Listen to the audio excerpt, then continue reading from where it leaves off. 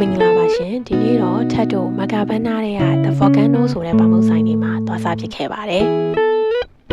ဒီဆိုင်လေးကထပ်တို့မဂါဘန်နာရောက်တိုင်းသွားစားဖြစ်နေကြဆိုင်လေးပေါ့နော်ဒီနေ့မှပဲ floor ရိုက်ဖြစ်တာပါဆိုင်နေရာလေးကတော့မဂါဘန်နာရဲ့ ground floor မှာပဲရှိပါတယ်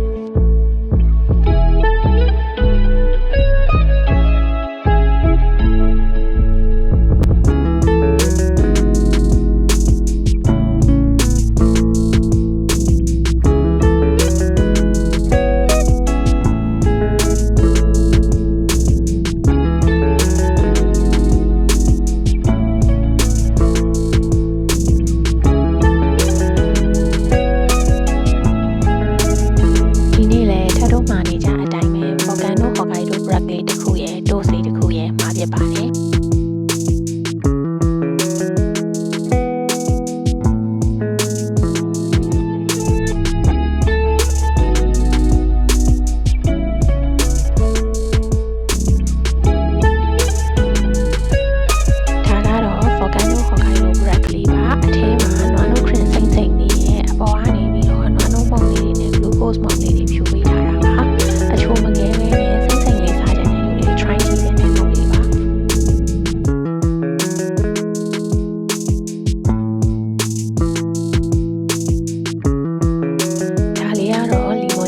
toast လေးပါရှင်။ထဲဗီဒီယိုလေးကိုဆုံးဖြတ်ကြည့်ရှုပေးတာကျေးဇူးအများကြီးတင်ပါတယ်။ထဲ YouTube channel လေးကိုလည်း like and subscribe လေးလုပ်သွားပေးကြပါဦးနော်။နောက်ဗီဒီယိုတွေမှာပြန်တွေ့ပါမယ်။တတား